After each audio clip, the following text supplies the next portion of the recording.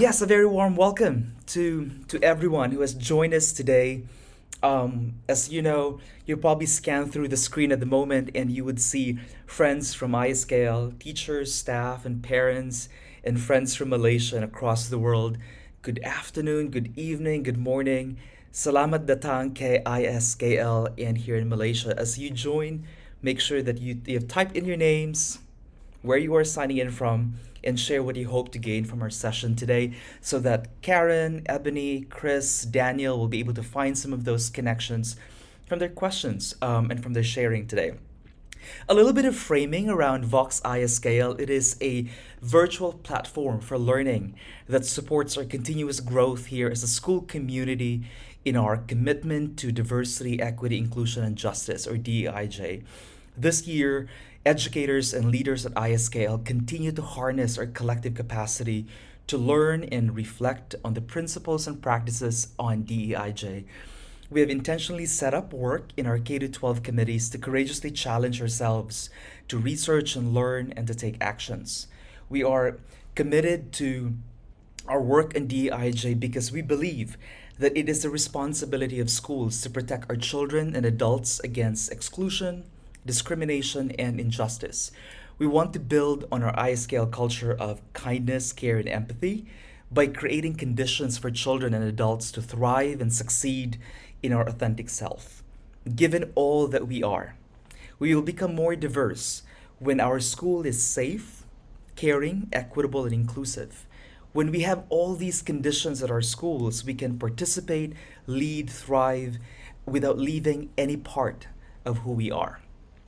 Bettina Love, author of We Want to Do More Than Survive, author of an abolitionist teaching resource and book, wrote, "What good is an education if you must shed who you are?"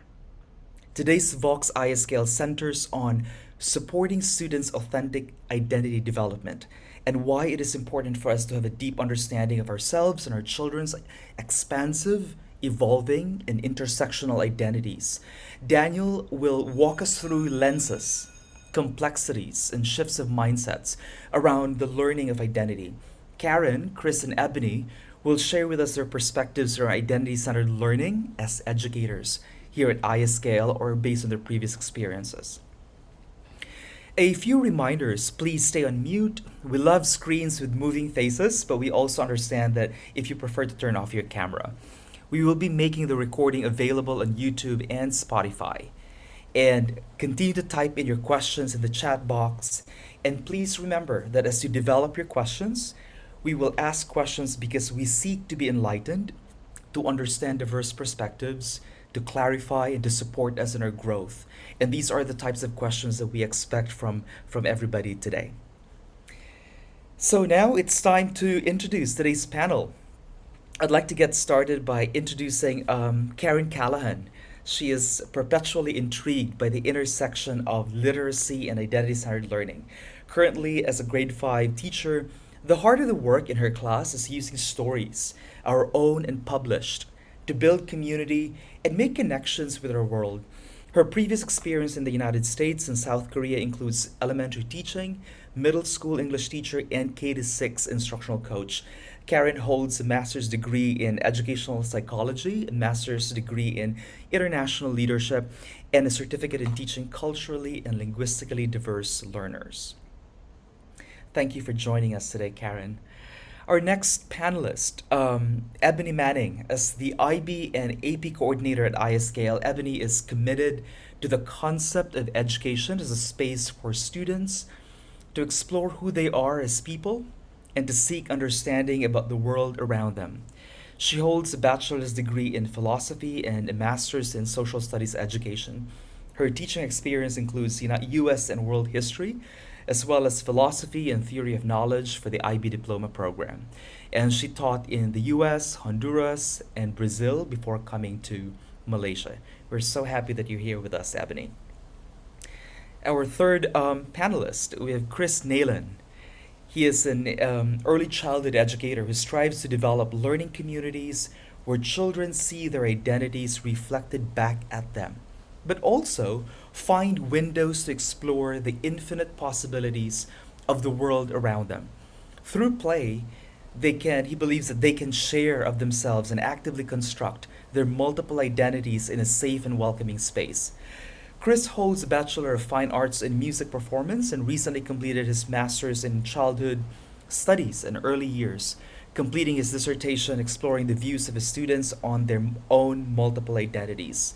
He has previously taught right across the elementary age range in the state schools in London, in the United Kingdom. You will hear Karen, Ebony, and Chris after Daniel's presentation during our panel discussion today. At this point, I would like to introduce to you our guest expert today who has joined us for VOX ISKL. We'd like to welcome Daniel Wickner into the ISKL community. He is the founder of Identity-Centered Learning, a framework for supporting students' identity development in schools. This work builds on culturally relevant, culturally responsive, and culturally sustaining pedagogies, and is informed by his own biracial, multicultural, and multilingual identity. Along with his 12 years in international education, Daniel currently teaches third grade at Hong Kong International School and supports international schools as a consultant and presenter in the areas of identity and DEIJ. Daniel holds a Bachelor of Science in Engineering, a Master's of Science in Engineering, and is completing a Master's of Education in Independent School Leadership. Thank you, my friend, for leading our learning today. Dan, on to you. Thank you, Joel, and a huge thank you to the ISKL community and the organizers of VOX for setting up this experience for us today, Francis, Crystal, and Afika, and also to the panelists. So I'm looking forward to hearing from later on, Ebony, Karen, and Chris, and also to everyone here, the attendees here in this session. To be honest, I feel like this is a major win. Just seeing this many people here right now, thinking and talking and reflecting and sharing about identity. I feel like this is just a major, major win, because to me, that's what I'm here for. I'm here to get us talking more and thinking deeper about this. And I can tell we're ready down that path.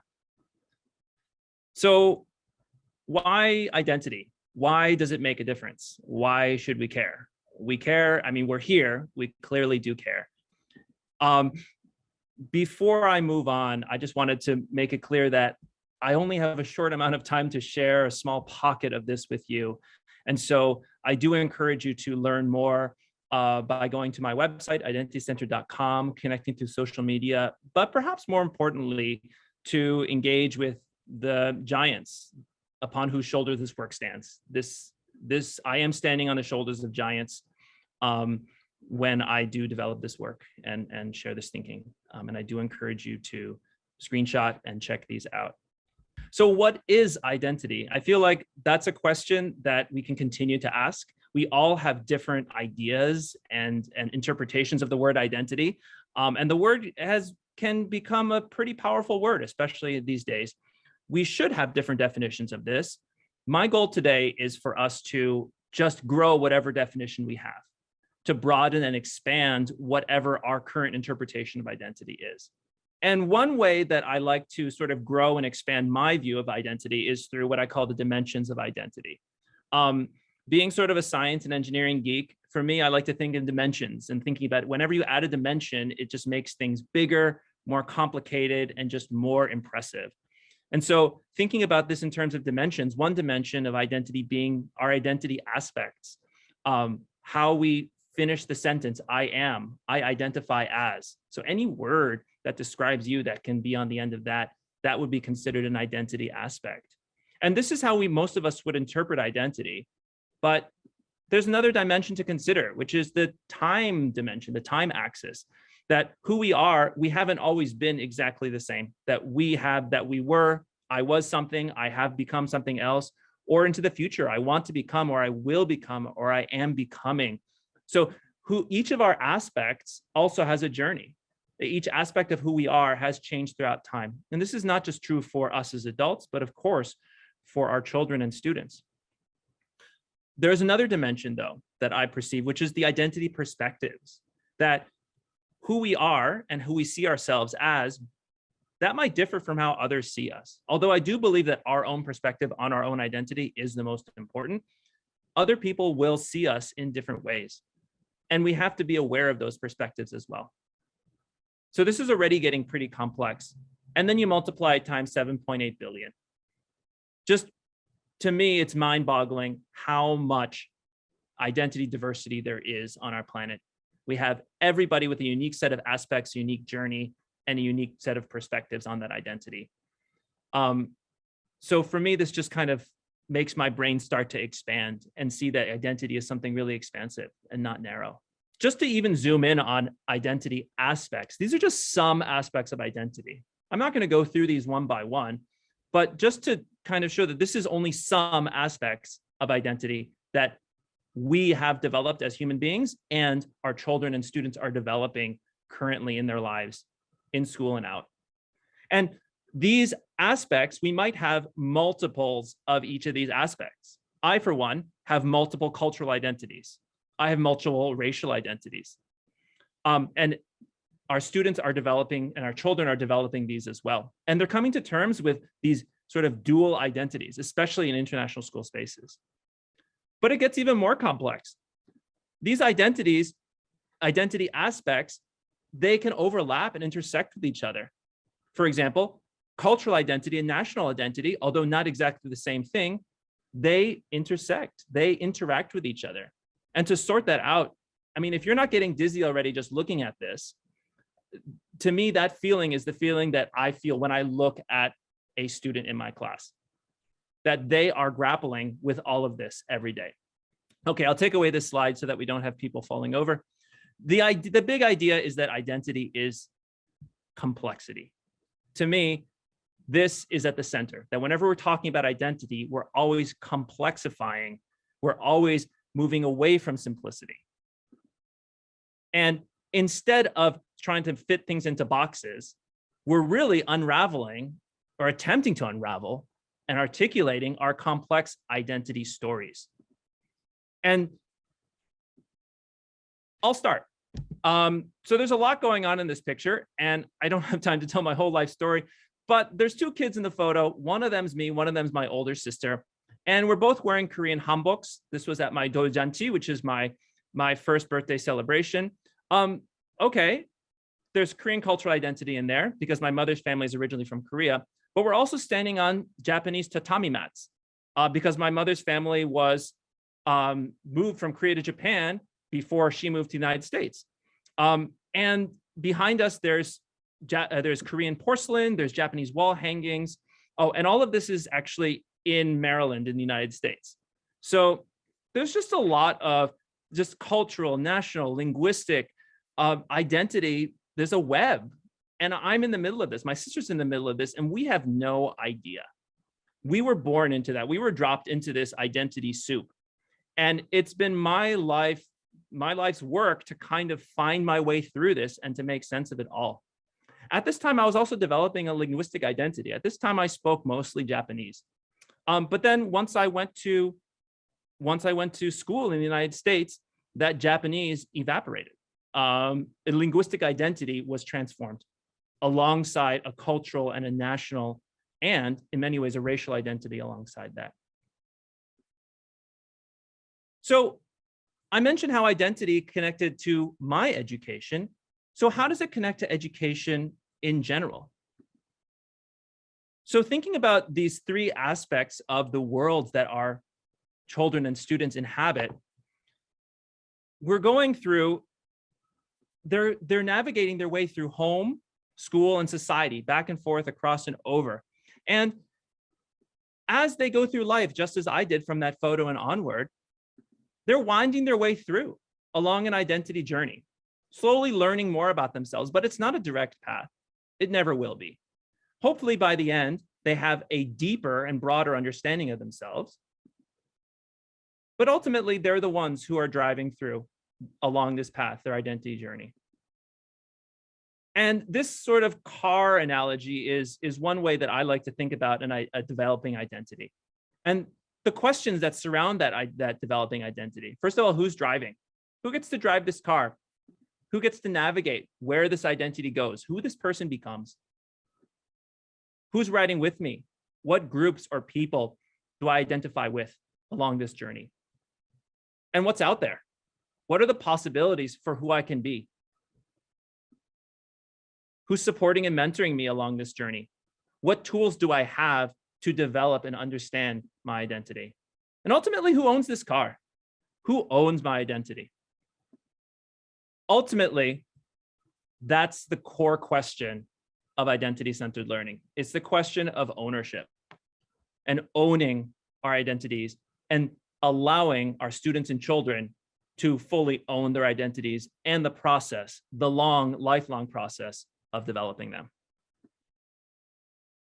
So coming back to this diagram, it's these, the ones in yellow at the top, that identity-centered learning looks to place fully in the hands of children and students. And the ones in purple below are the ways that we as adults can support and provide environments and empowerment through. So students and children are owning their identities. And it's easier said than done. There's a lot of what we do as adults and as schools that violates this boundary. But what can we do? Well, we can share with students what's out there. What are the possibilities of who they can be? What are the identity possibilities of what they can inhabit in the future and in the present? We can provide support and mentorship, and we can share tools for how we can identify, how we can grow our identities. Not telling students who to be, but how to become. So ultimately, it comes back to this idea that students do the identity development. We are not developing students. And I think this is where education needs to take a shift. That schools and educators providing the environments, the resources, the practices, and the mentorship around to support the process.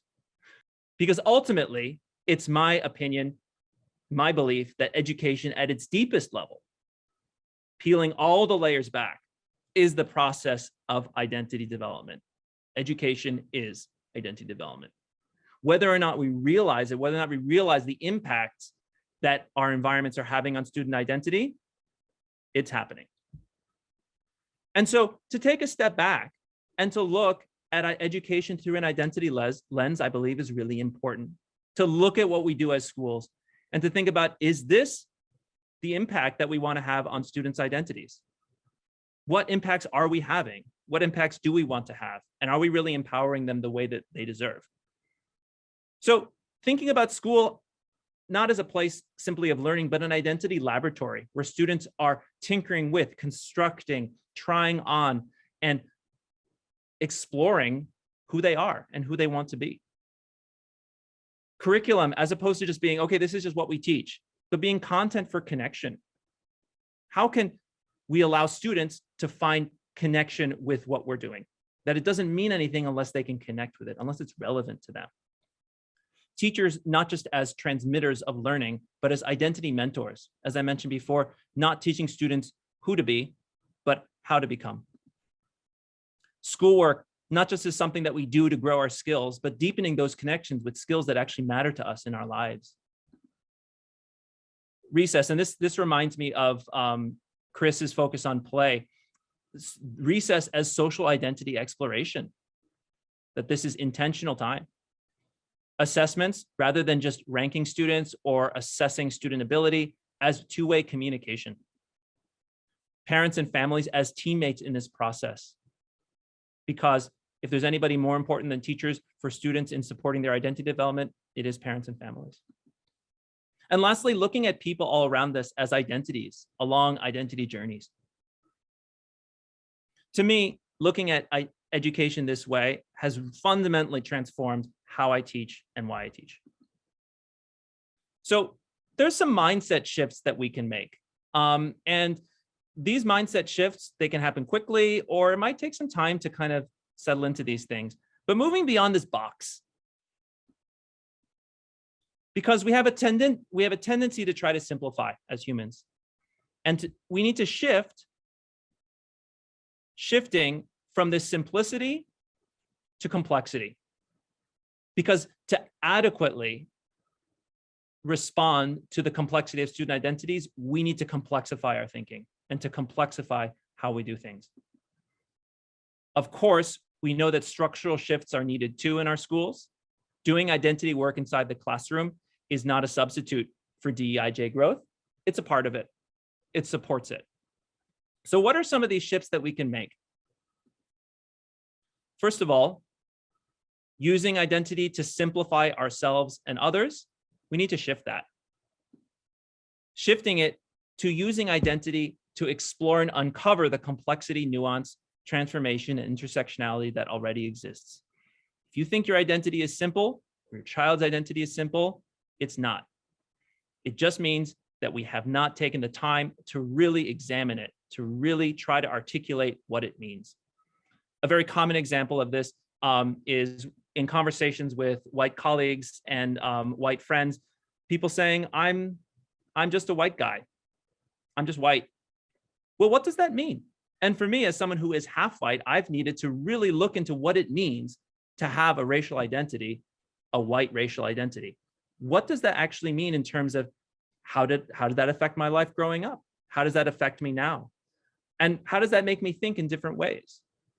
So instead of trying to simplify ourselves and put ourselves into boxes or others into boxes, use it as an opportunity to explore and uncover that complexity.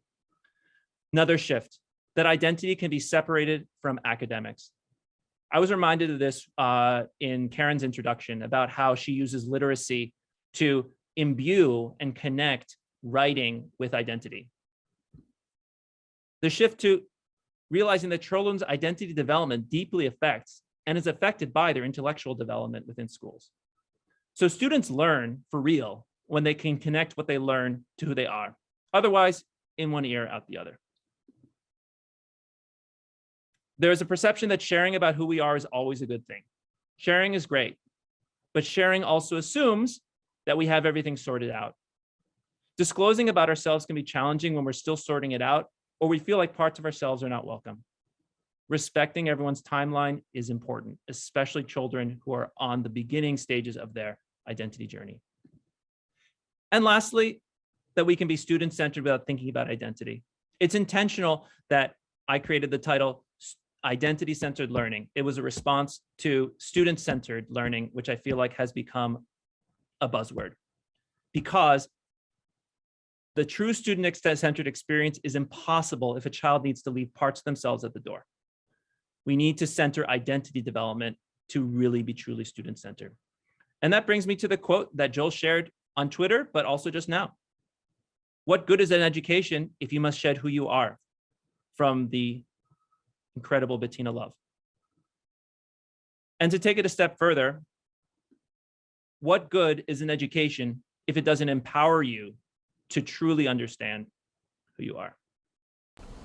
Oh wow, thank you, Daniel. You've definitely stretched our thinking. I mean, for me, I was just thinking about my own socialization, my own identity development as I continue to evolve and expand and think about who I am in relation to others and in relation to the work that we do with children. And that's really powerful. Brilliant, and thank you for enlightening us, giving us some ideas and thoughts. And right now we will be moving into the next part of our VOX ISKL today, and we're now going to listen to our panel who will respond to some of the questions that we have today. And it really is in connection to what Dan's presentation is about, but also bringing in and illuminating some of those experiences they have as educators. So I'm going to get started with the first question around implications and impact. What are your thoughts around the absence and the presence of identity-centered learning in the classroom? And so what impact and implication does it have on students' identity development? So we now would like to give it to either Karen, Chris, Ebony, who would like to share their thoughts around that. I'll jump in. Thanks for having me here today. And thank you, Daniel, for such an enlightening presentation.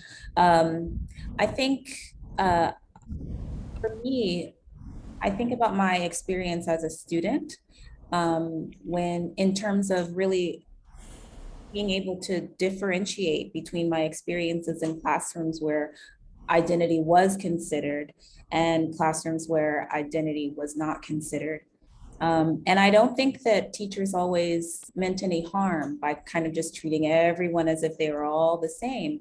But in some subjects, for example, that I was really passionate about, like social studies, learning about history without considering, for example, who is in the room and how looking at this history might impact them. I think if teachers are kind of aware of that and create spaces for students to really bring their identity to the history that they're learning, it creates a more enriching experience. And you can kind of think about ways that teaching history in certain manners might do harm to some people based on their identity. So I think that absence is really felt from the student level. And so the presence is really important. Well, and I can jump in there, being on the other end of the school with the youngest learners. It's seeing that, so much of what Daniel said, and thank you, Daniel, for your presentation today. They really are, as early years children, they're right at the beginning of that journey of developing it, and we want to create a space where they can play and explore that and see. The thing that's responded to me was really the idea of like, well, how do they know what's out there? There's a bit of that. How do I know what my options and my identity are if I'm not exposed to things? So there's that responsibility that I feel really strongly that we need to provide those spaces. And so it's sharing those range of stories and sharing the diversity.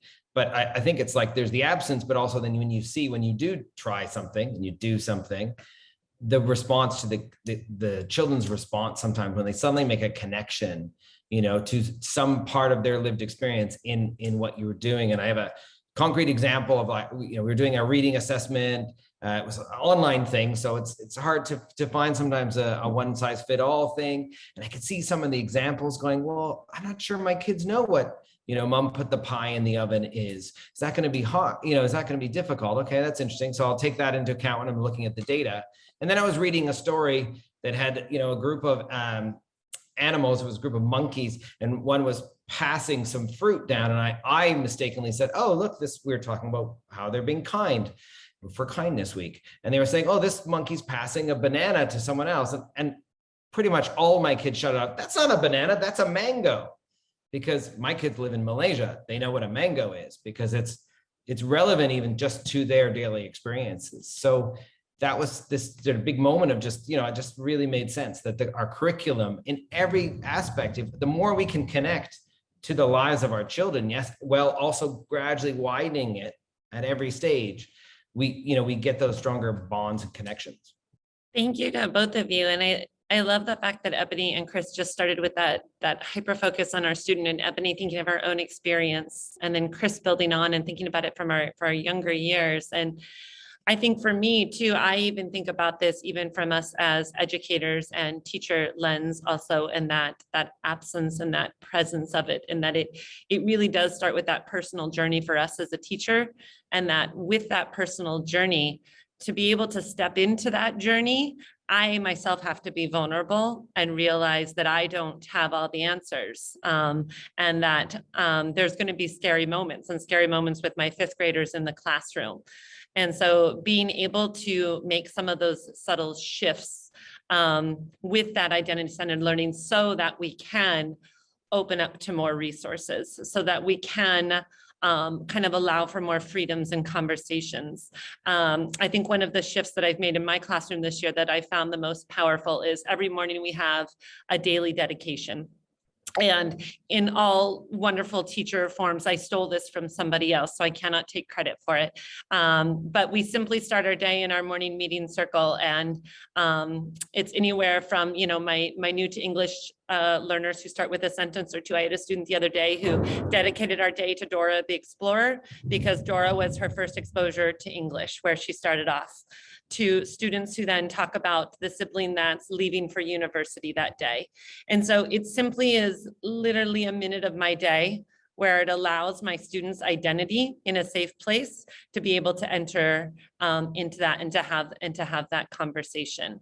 And so I think before I can even get there, we can start to think about it. We as teachers or educators have to start to do a little bit of that personal work and start that work, which itself I think is the hardest step for us to be able to do. Thanks to all of our panelists. Thanks, Karen, Chris, Ebony, for your experiences and some of their insights around your own personal journey on unpacking your own identity. At the same time, it's also what are the impact that it has on our kids. I'm gonna throw in the next question, and unless Daniel has something to share as well with the first question. All right, I'm gonna type in the next question. Is educators, what impactful changes do you hope to see as a result of pedagogical shifts with identity centered in our learning spaces? What challenges might you be able to identify as we make some of these shifts?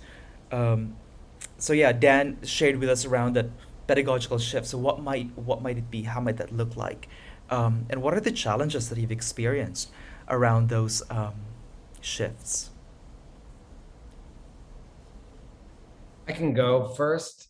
I think the biggest shift is and I like to, Daniel talked a lot about this idea of the journey and the process. And I think that's the biggest way education needs to change, because actually, I mean, the reality is the facts, the knowledge, we can get most of that.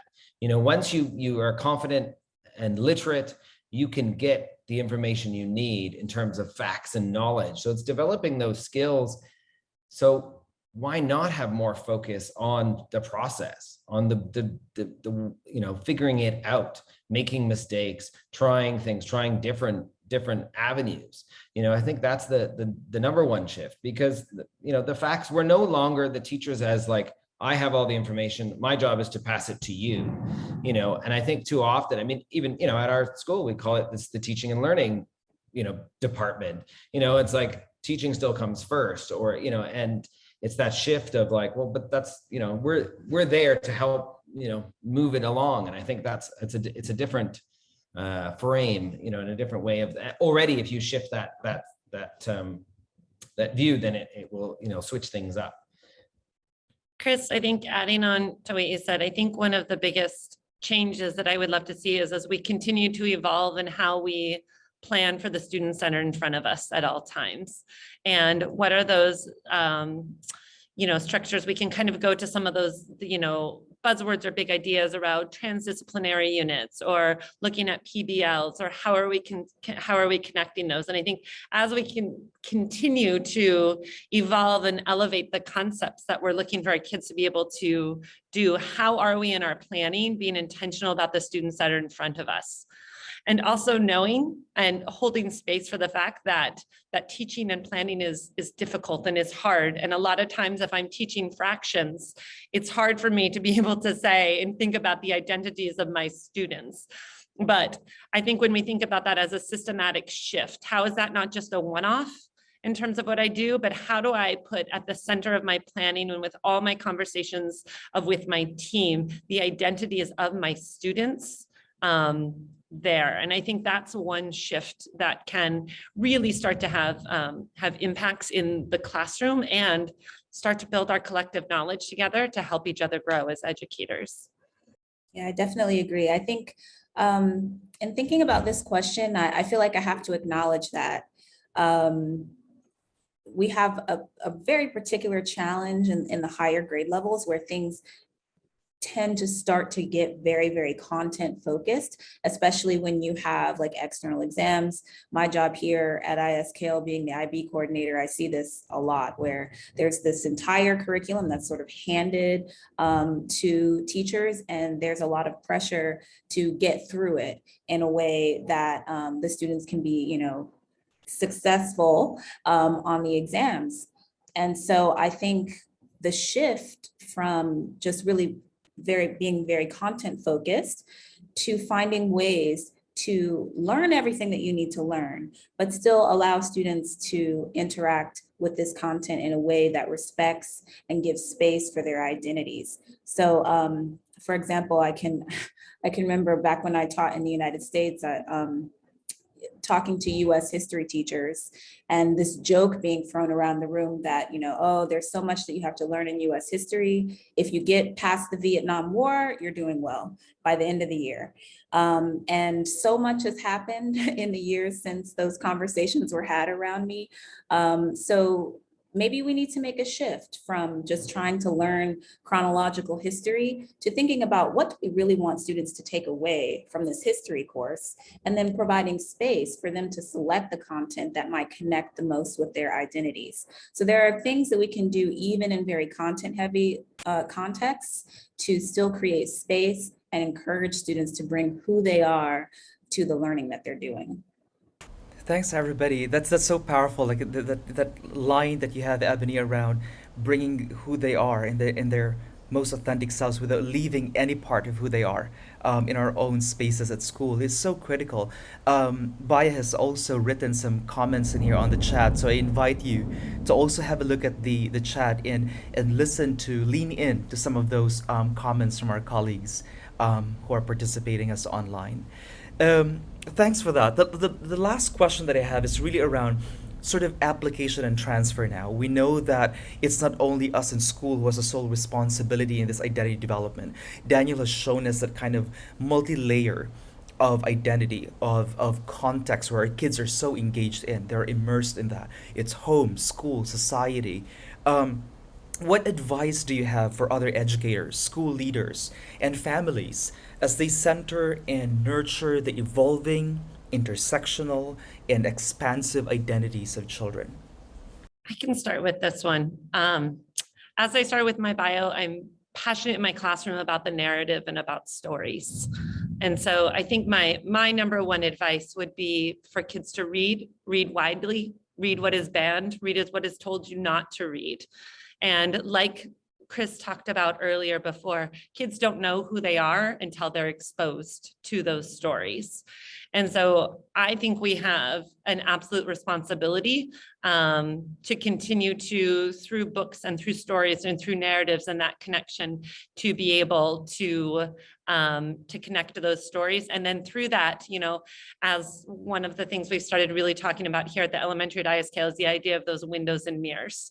Right? And how am I able to see myself in that narrative? And how am I then just as important, right? Especially from kids who come from places of more privilege or more power, how am I able to connect and to see other stories through that so that I can be able to learn? So I think learning through the narrative and learning through stories, both at home and at school, is really an imperative part of our work that we do. I think this idea of creating spaces, we can do that here in school, but I think in partnership with families at home, because sometimes some of the same challenges that teachers face in really nurturing students on their identity development journey can happen at home. People tend to bring their own experiences and their own identities to their interactions with children. And so I think creating spaces where kids can just be themselves and kind of explore, like Karen said, exposing themselves to lots of other different identities and other stories to see what they connect with. Because there are many different aspects of their identity that are very unseen. And even the way that a student learns is a part of their identity. So there are many, many, many different aspects, and students need to just be given time and space, both at school and with their friends and at home, to kind of explore. Well, and I think with any shift, like Ebony mentioned, bringing the families along and parents. I mean, if we're making a big shift in education, if we're trying to change the way we think about things, we need to share our reasoning, our thinking with our families, because everyone's juggling what they were brought up with and balancing, and we all have these multiple influences. As Daniel talked about, those, we have identity aspects that are labeled on us, and basing on what we know. So we needing to sort of bring everybody along and open that dialogue to really make changes so that it is something that can be supported for the child from all around. And to build on all of these great suggestions, I would also add the idea of reflecting openly. I think this is something that we all can do more of. I don't know about everyone else, but when I was a kid, I just kind of assumed that all adults kind of had themselves figured out. But we don't. And I think that when we show our students and our children and others, around us, that we're on an identity journey that's still going and that we're still figuring ourselves out, that we're still reflecting, and we just share that, I think that's a really powerful way to start conversations and to kind of drive our identity journey car alongside our children, alongside our students, and to share the strategies that work for us and what we're still thinking about. Thanks, Dan, Karen, Chris, Ebony, for all your thoughts around identity development, but also one thing that really resonated with me is around that idea of ownership and co-construction. The whole idea of identity erasure and identity presence. They're so powerful. There are a lot of comments in here as well. Matt has a comment here.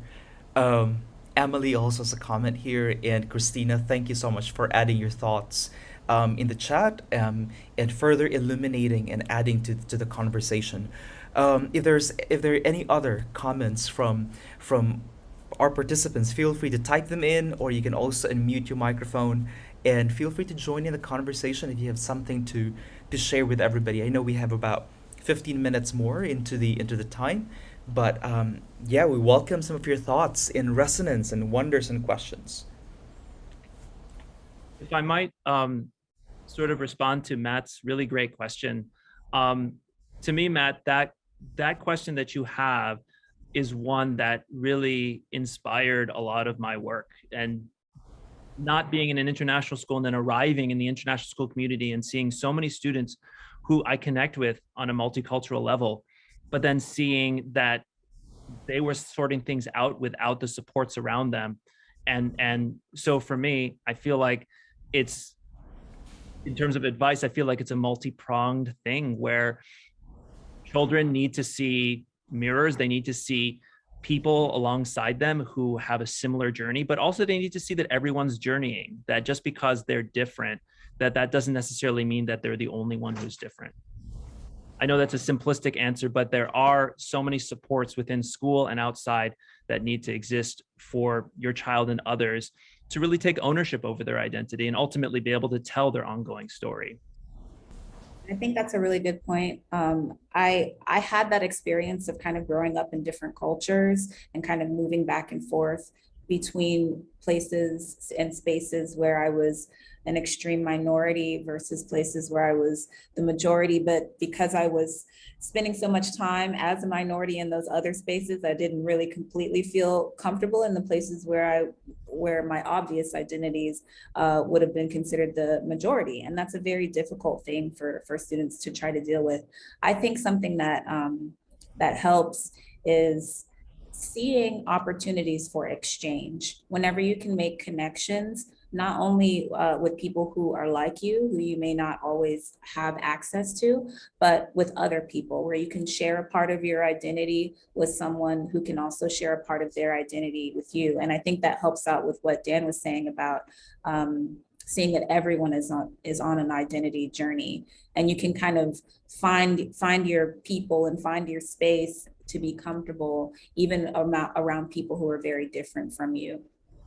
Yeah, the power to that too is that the whole idea that when we have this deep reflection, like what Rebecca has written here, around understanding consciously and subconsciously, it also allows us to deeply interrogate some of those overt and covert biases and ideas that we have, that we've been so socialized to think about and grow up with, and unpacking that and seeing what might it be that can be transformed in order for us to be able to become more connected with our humanity. Shireen also has written some thoughts in here. So I invite you to look into some of the feedback that are shared on the screen.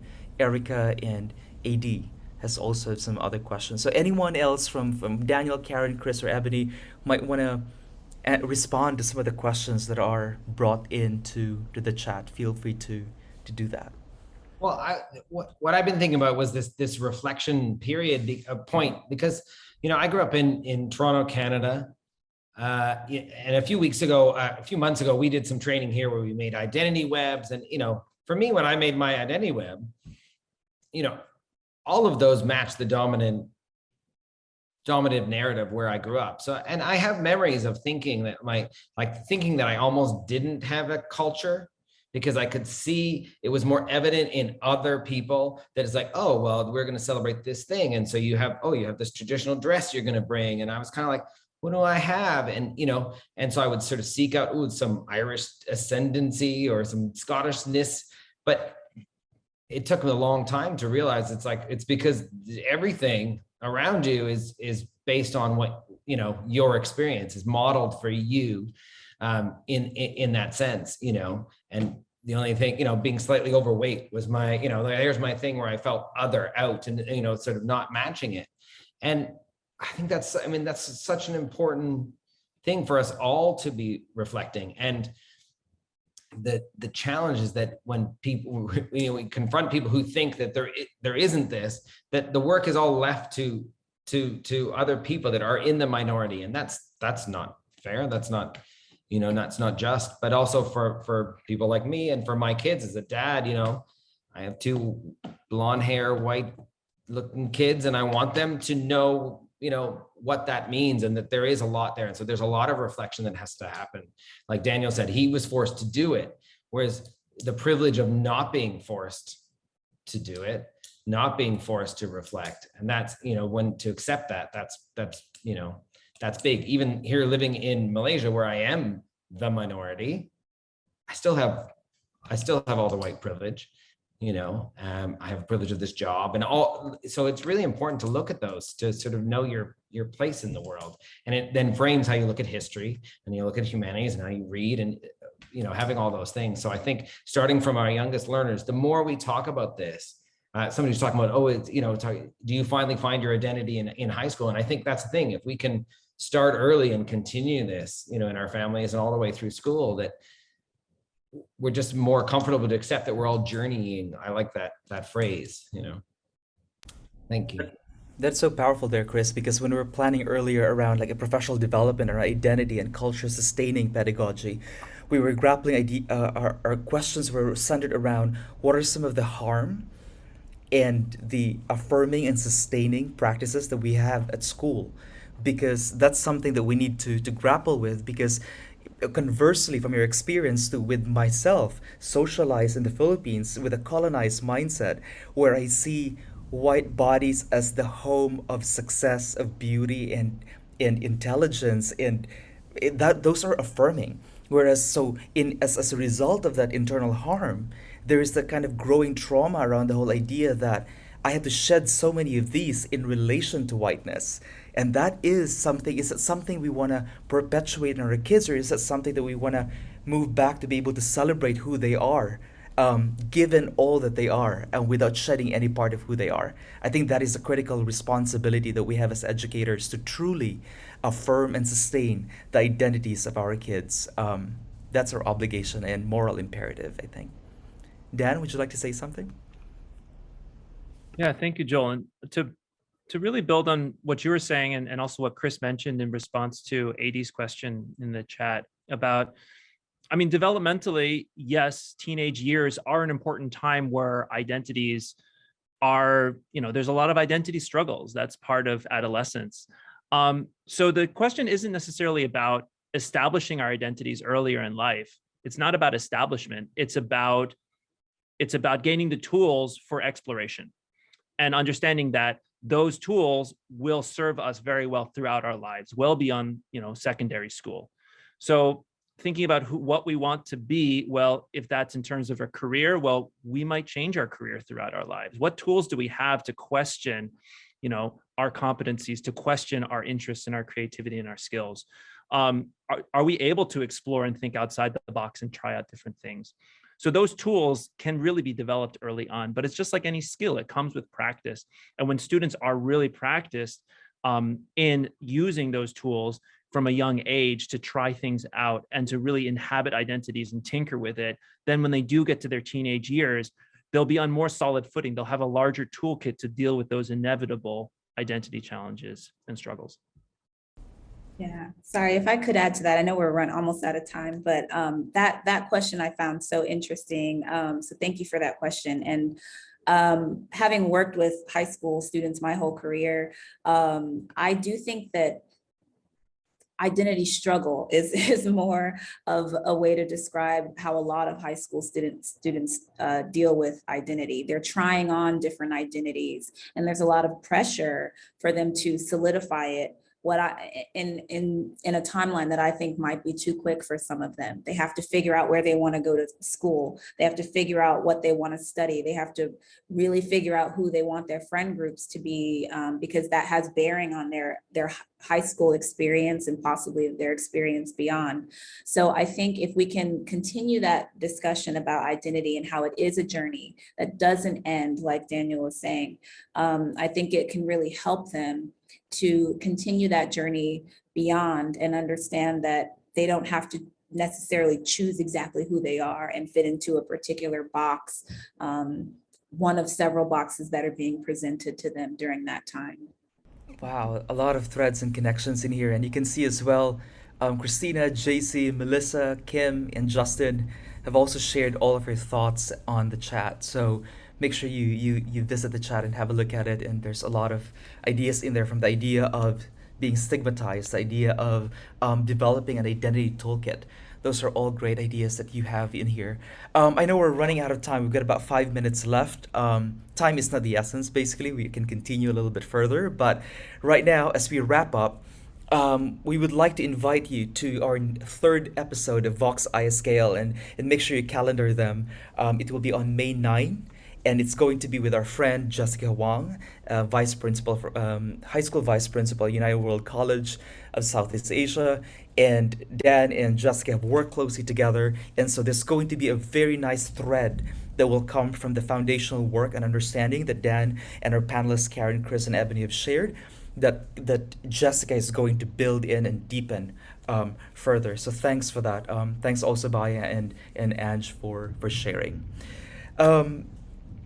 I think this is a little bit of a closure right now. Really, thank you. Signups will be shared. We hope to see you in our next session. Thank you very much, Terima kasih, and Jumpa lagi from here on ISKL. We really thank you. And thanks to Francis and Afika and Crystal, who are at the background supporting us in our work today.